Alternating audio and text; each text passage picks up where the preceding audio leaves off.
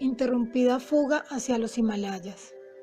Abandona el salón de clases con cualquier pretexto y alquila un coche de caballos y llévalo al callejón en donde los de mi casa no puedan verte. Estas fueron mis recomendaciones a Amar Miter, compañero mío de clases de la escuela preparatoria, que había decidido acompañarme a los Himalayas. Ya habíamos resuelto que al siguiente día sería nuestra fuga. Era necesario tomar precauciones, pues mi hermano Ananta ejercía una estrecha vigilancia sobre mí. Este se había propuesto frustrar mis planes para huir, pues sospechaba que predominaban en mi mente. El amuleto, como una levadura espiritual, trabajaba silenciosamente en mí. En medio de las nieves de los Himalayas esperaba yo encontrar al maestro, cuyo rostro con frecuencia se me aparecía en visiones. Mi familia radicaba en Calcuta, donde mi padre había sido transferido. Siguiendo la costumbre patriarcal india, Ananta había llevado a su novia a vivir con nosotros en nuestra casa número 4 del camino de Gurpar. Allí, en un pequeño desván, me dedicaba a mis prácticas de meditación y preparaba mi mente para la búsqueda divina. La memorable mañana llegó con lluvia poco auspiciosa. Apenas oí el rodar del carruaje de Amar en la calle, tomé rápidamente un cobertor, un par de sandalias, la fotografía de la Jirima Hasaya, un ejemplar del Bhagavad Gita, un rosario y 2 taparrabos. Hice con todo ello un bulto y lo arrojé desde la ventana del 3er piso.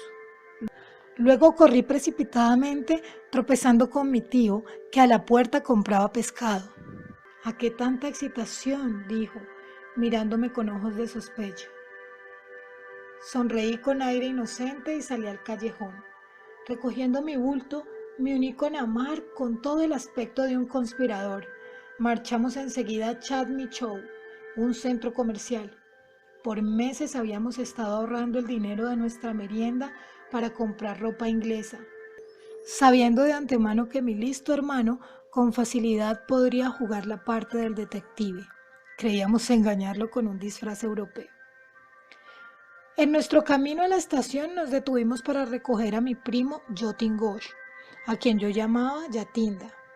Este era un nuevo converso que suspiraba por un maestro en los Himalayas. Se puso el traje que le habíamos conseguido y bien disfrazados, según creíamos, una intensa exaltación llenaba nuestros corazones. Lo único que nos hace falta ahora son unos zapatos de lona.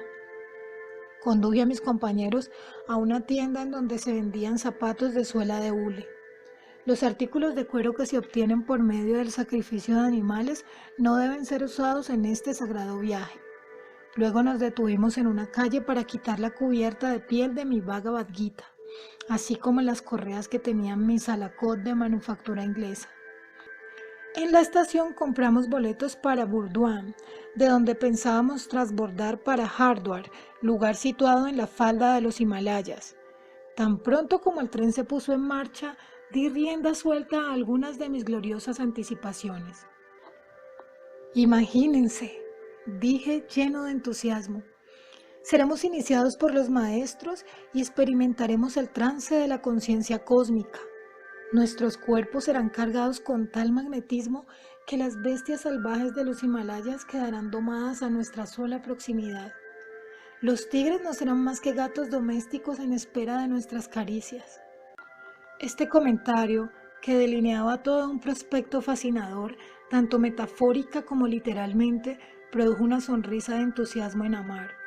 Pero Yatinda desvió su mirada y la dirigió a través de la ventana hacia el paisaje que oía. Dividiremos el dinero en 3 partes. Yatinda rompió el largo silencio con esta sugestión.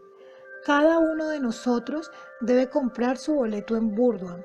De esta manera, nadie en la estación sospechará que vamos huyendo juntos. Sin sospechar nada, estuve conforme. Al oscurecer, nuestro tren llegó a Burdwan. Yatinda entró a la oficina de boletos y mientras tanto, Amar y yo nos sentamos en la plataforma.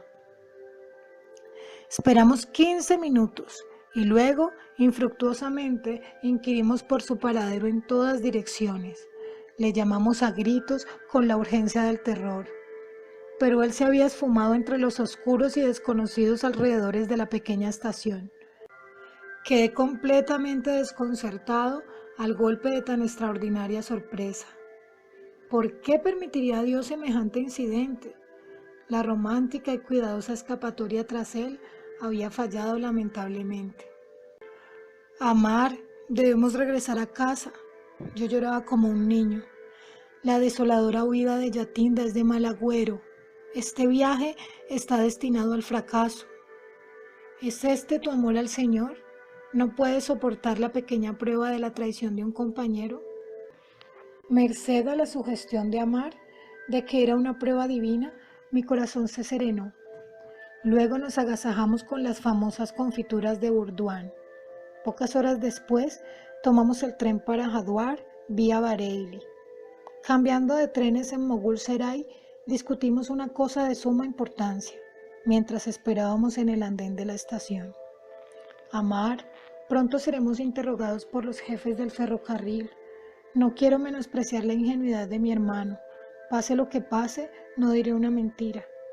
Todo lo que te pido, Mukunda, es que calles, no te rías ni hagas gestos mientras yo hable.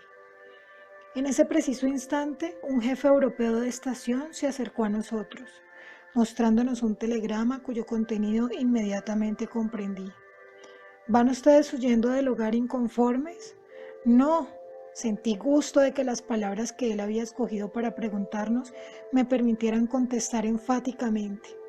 No era la amargura, sino una divina melancolía la responsable de nuestro poco convencional comportamiento. El oficial se dirigió entonces a Amar. El ágil diálogo que sostuvieron difícilmente me permitiría conservar la aconsejada gravedad del caso. ¿Dónde está el tercer muchacho?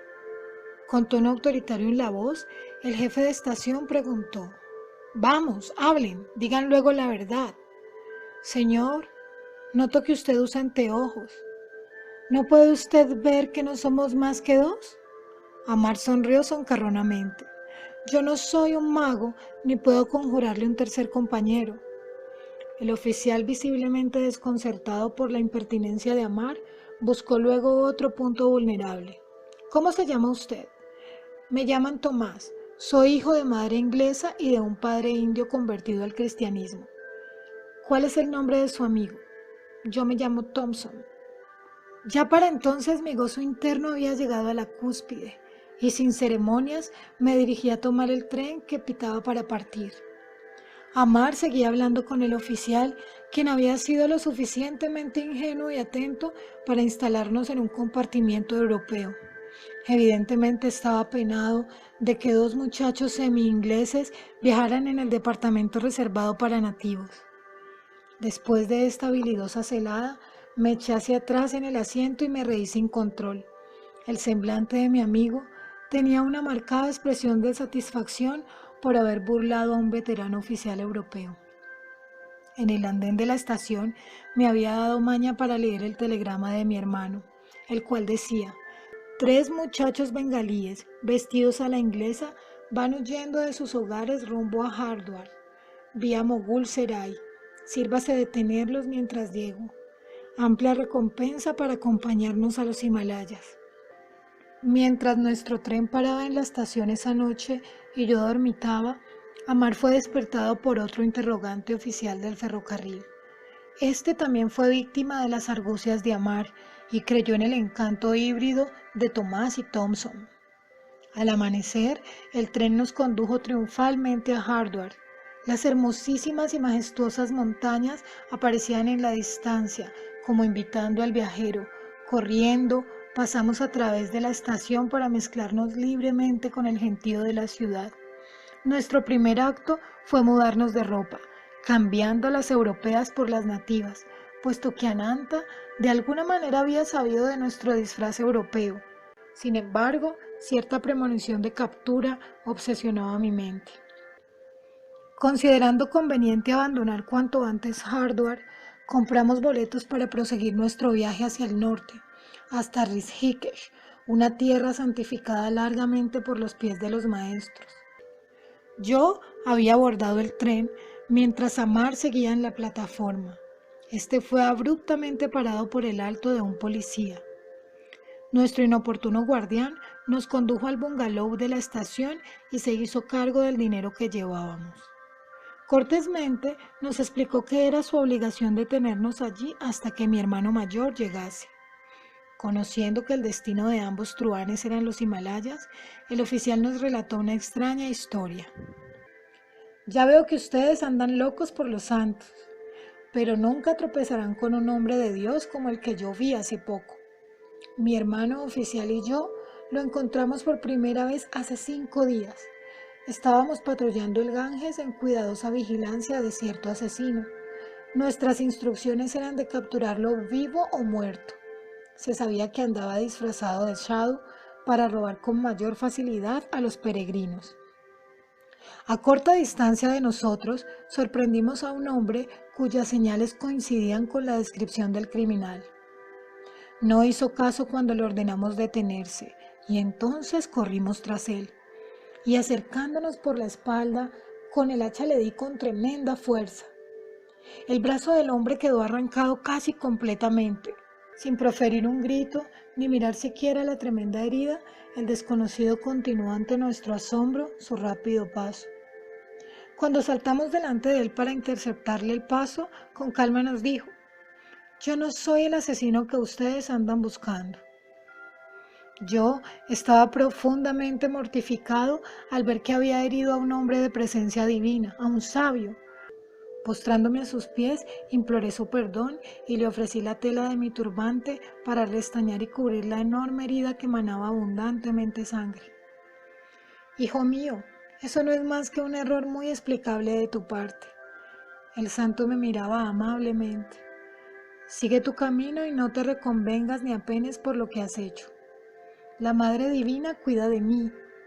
Agarró el brazo colgante y lo colocó en su sitio. Y ¡oh milagro! El brazo quedó adherido e inexplicablemente la sangre dejó de fluir. «Ven a verme bajo aquel árbol dentro de 3 días y me encontrarás completamente curado. Así no tendrás más remordimientos». Ayer mi compañero y yo fuimos ansiosamente al sitio que él nos había designado. El Sadhu estaba allí y nos permitió que le examináramos el brazo. Este no mostraba ninguna señal o cicatriz de herida. «Voy por la vía de Rishikesh a los solitarios Himalayas». Nos bendijo y partió rápidamente. Hoy siento que mi vida se ha elevado espiritualmente gracias a su santidad. El policía terminó su narración con una exclamación piadosa. Aquella experiencia le había conmovido más allá de sus capacidades. Con significativo gesto de importancia, me dio, para que lo leyera, el recorte de un diario en donde se narraba el milagro. Con el pomposo estilo de los periódicos sensacionales, la versión del reportero aparecía bastante exagerada, indicando que el Sadhu había sido poco menos que decapitado. Amar y yo sentimos mucho no haber conocido a ese gran yogi que perdonara a sus perseguidores de tan cristiana manera. La India, materialmente pobre en las 2 últimas centurias, tiene sin embargo un tesoro inagotable de riqueza divina. Espirituales rascacielos pueden ocasionalmente ser hallados de paso, aun por gentes mundanas como nuestro policía. Dimos las gracias al oficial por sacudirnos del tedio con su maravillosa historia. Probablemente pensaba que era mucho más afortunado que nosotros, puesto que él había encontrado sin esfuerzo alguno a un hombre de iluminación divina, mientras que nosotros en nuestra vehemente búsqueda habíamos terminado no a los pies del maestro, sino en una baja estación de policía. Tan cerca de los Himalayas y sin embargo tan lejos, en nuestra cautividad, le dije a Amar que me sentía doblemente animado a buscar la libertad. Escapémonos tan pronto como la oportunidad se nos presente. Podemos ir a pie a la Santa Rishikesh, le sonreí animándolo. Pero mi compañero se volvió pesimista tan pronto como se vio sin el apoyo del dinero que nos había sido quitado. Si emprendemos una caminata a través de la peligrosa jungla, terminaremos nuestros días no en una ciudad de santos, sino en el estómago de los tigres. Ananta y el hermano de Amar llegaron a los 3 días. Amar saludó a su hermano con cariño y aire de rendimiento. Yo estaba irreconciliable. Mi hermano Ananta no obtuvo de mí más que rudos reproches. Ya me imagino cómo te sientes, me dijo suavemente. Todo lo que te pido es que me acompañes a Benares para que conozcas a cierto santo y luego a Calcuta a visitar por unos días a tu afligido padre. Luego puedes recomenzar tu búsqueda aquí por un maestro. En este punto de la conversación intervino Amar para protestar que él no tenía intención de regresar a Hardware conmigo. Estaba gozando del calor familiar, pero yo estaba seguro de que nunca abandonaría mi empeño por obtener un gurú. Nuestra comitiva tomó el tren para Benares. Allí tuve una singular e instantánea respuesta a mis oraciones. Un ágil plan había sido preparado por Ananta. Antes de verme en Hardware, se había detenido en Benares para pedir los servicios de cierta autoridad en materia de escrituras, para que me entrevistara luego. Tanto el pandita como su hijo habían prometido disuadirme de seguir el sendero del sanyasi. Ananta me llevó a su casa. El hijo, un joven de exageradas maneras, me saludó en el patio. Luego me enganchó en un largo y tedioso discurso filosófico. Pretendiendo tener un conocimiento clarividente de mi futuro, desacreditaba mi idea de convertirme en monje. Encontrarás continuamente sinsabores y nunca llegarás a conocer a Dios si insistes en desertar y abandonar tus responsabilidades habituales. Tú no puedes poner a un lado tu pasado karma sin las experiencias de este mundo. Las palabras inmortales de Krishna vinieron a mis labios para darle contestación. Aún aquel de peor karma que incesantemente medite en mí rápidamente pierde los efectos de sus malas acciones pasadas. Volviéndose un alto espíritu, pronto alcanza la paz eterna. Arjuna sabe esto, por cierto. El devoto que pone su fe en mí jamás perece, pero los pronósticos enérgicos del joven habían sacudido ligeramente mi confianza. Con todo el fervor de mi corazón, oré silenciosamente a Dios. Por favor, resuelve esta duda y contéstame aquí mismo ahora si tú deseas que yo lleve la vida de un renunciado o la de un hombre mundano. Advertí entonces que un shadow de noble semblante se hallaba justamente en la parte exterior de la casa del pandita. Indudablemente estaba enterado de nuestra conversación entre el sedicente visionario y yo, porque el extraño personaje me llamó a su lado. Yo sentí el poder inmenso que brotaba de sus tranquilos ojos. Hijo, no le hagas caso a ese ignorante. En respuesta a tu plegaria, el Señor me encarga decirte que tu único sendero en esta vida es el de renunciado. Con tanto asombro como gratitud, sonreí feliz por el decisivo mensaje. Apártate de ese hombre. El ignoramos estaba llamándome desde el patio. Mi santo guía levantó su mano bendiciéndome y se marchó lentamente. Ese shadow está tan chiflado como tú. Era el canoso pandita al que me hacía la encantadora observación. Él y su hijo me miraban con aire lúgubre. He oído que él también ha dejado su hogar por una vaga búsqueda de Dios. Volví la espalda. A Ananta le dije que yo no entraría en más discusiones con semejantes huéspedes. Mi hermano consintió en la inmediata partida y pronto tomamos el tren para Calcuta. Señor detective, ¿cómo descubrió usted que yo había escapado con 2 compañeros? Aventuré con viva curiosidad a Ananta durante nuestro viaje de regreso. Él sonrió maliciosamente. En tu escuela supe que Amar había dejado el salón de clases y que no había regresado. A la mañana siguiente fui a su casa y descubrí un itinerario de ferrocarril marcado. El padre de Amar salía en esos momentos en coche y conversaba con el cochero. Mi hijo no irá por la mañana en el coche a la escuela, pues ha desaparecido. He oído por otro compañero que su hijo y otros 2 muchachos, vestidos con ropas europeas, habían abordado el tren en la estación de Howrah, respondía el hombre, y regalaron sus zapatos de cuero a su conductor. Así logré tener 3 indicios: el itinerario, el trío de muchachos y las ropas inglesas. Yo escuchaba el relato de Ananta entre alegre y humillado. Nuestra generosidad para el cochero había sido mal comprendida. Por supuesto, me di prisa en enviar telegramas a los jefes de estación de los lugares que Amar había subrayado en el itinerario. Había señalado Bareilly y entonces le envié un telegrama a tu amigo Duarca. Después de inquirir en nuestra vecindad de Calcuta, supe que nuestro primo Yatinda había estado ausente de su casa una noche y había regresado al día siguiente, vestido a la inglesa. Lo busqué y le invité a cenar. Él aceptó completamente despistado por mis amistosas maneras. En el camino le conduje sin que él lo sospechara a la estación de policía. Luego fue cercado por varios policías que de antemano había escogido por su aspecto agresivo y feroz, y bajo su terrible mirada, Yatinda consintió en hacer un relato de su misteriosa conducta. Partí para los Himalayas con el espíritu boyante de alegría, decía Yatinda. La inspiración me llenaba a la sola idea de encontrar a los maestros, pero tan pronto como Mukunda dijo, durante nuestro éxtasis en las cuevas de los Himalayas, los tigres quedarán fascinados y rondarán cerca como gatos domésticos. Mi ánimo se heló y gruesas gotas de sudor corrieron en mi frente. ¿Entonces qué? Pensé, si la fiera naturaleza de los tigres no cambia por medio del poder de nuestro trance espiritual, ¿nos tratarán a nosotros con la bondad de los gatos caseros? Mentalmente me veía ya como huésped obligado del estómago de algún tigre y metido en él, no de cuerpo entero, sino en pedacitos. Mi descontento contra Yatinda se desvaneció en risa. Ese pequeño momento de hilaridad valió por todas las angustias que él me había causado.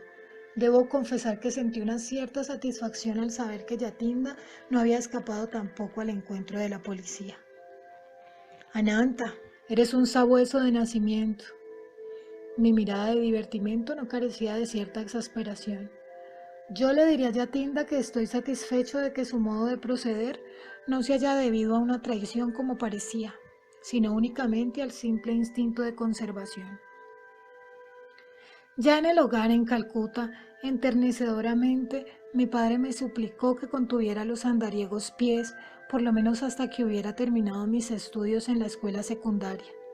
Durante mi ausencia, él había madurado un atractivo plan por medio del cual un santo pandita, Swami Kevalananda, iría regularmente a mi casa.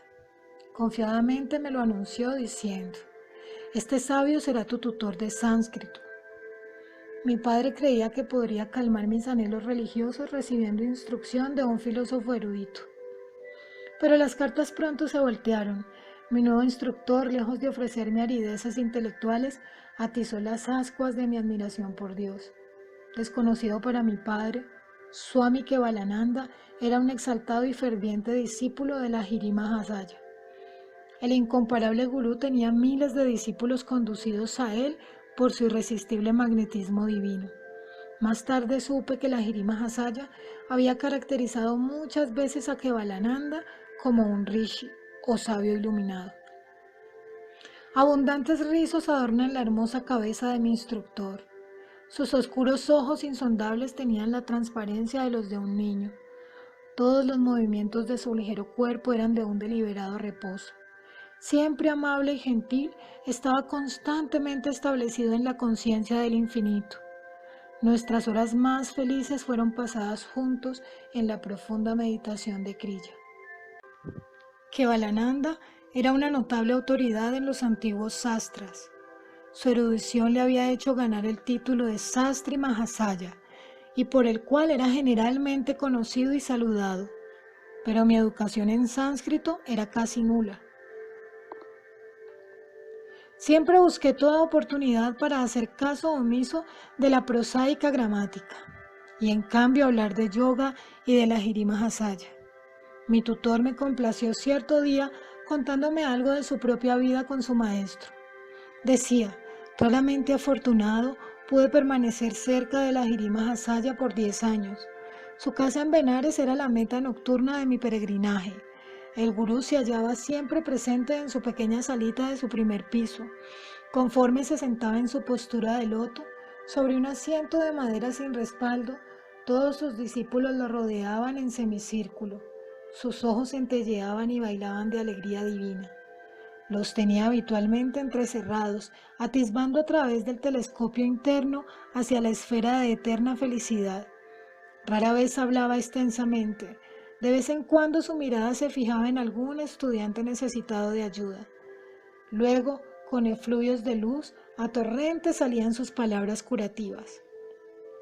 Una indescriptible serenidad florecía dentro de mí a su simple mirada. Estaba saturado con su fragancia, como si él fuera un loto del infinito. El estar con él, aún sin hablar una sola palabra, por días era una experiencia que transformaba todo mi ser. Si alguna barrera se interponía en mi senda de concentración, buscaba meditar a los pies del maestro. Entonces, los más sutiles estados mentales llegaban fácilmente a mi dominio. Tales percepciones me escaparon siempre en presencia de instructores menores.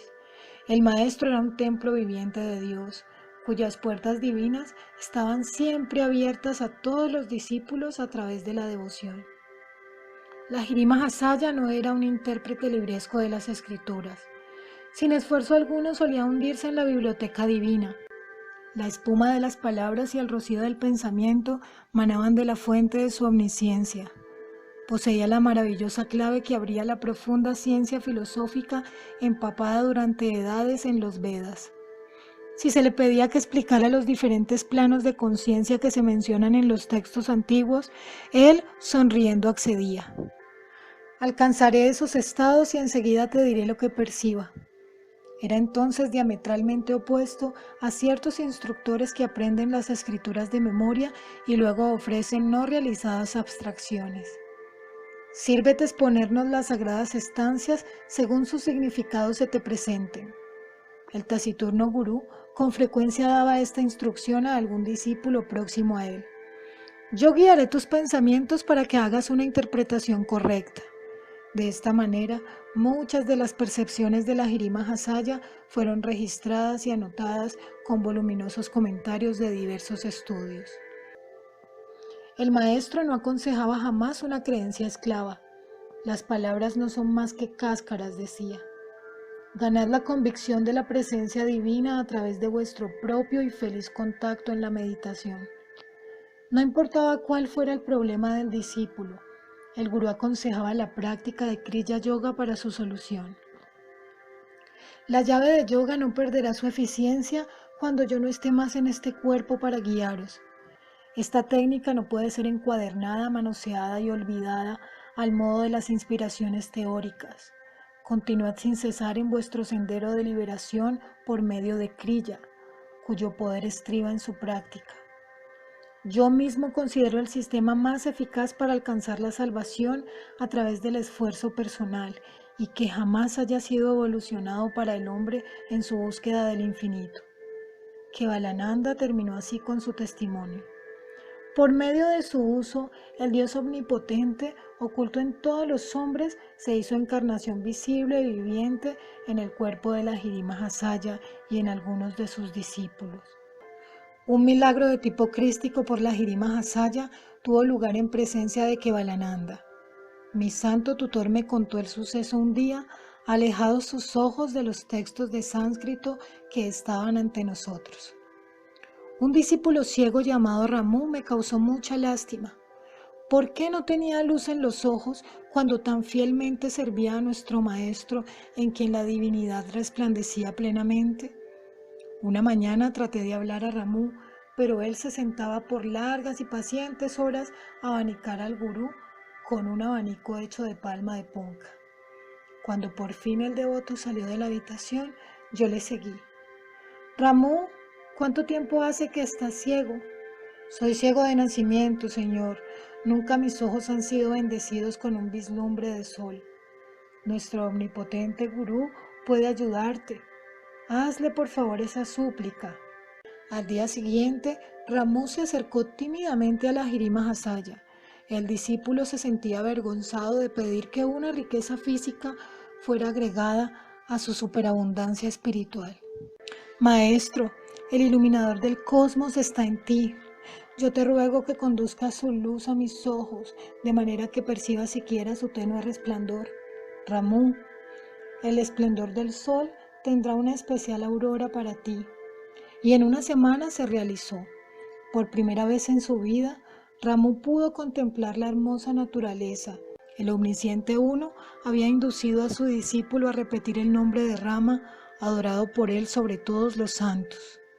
La fe de Ramu era el suelo devocional ya arado, en el cual la poderosa semilla del Gurú había germinado con la curación permanente.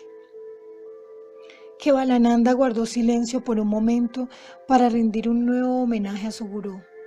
Era evidente que en todos los milagros que la Giri Mahasaya operaba, nunca permitía que el principio del ego estuviera presente, considerándose como una fuerza causativa.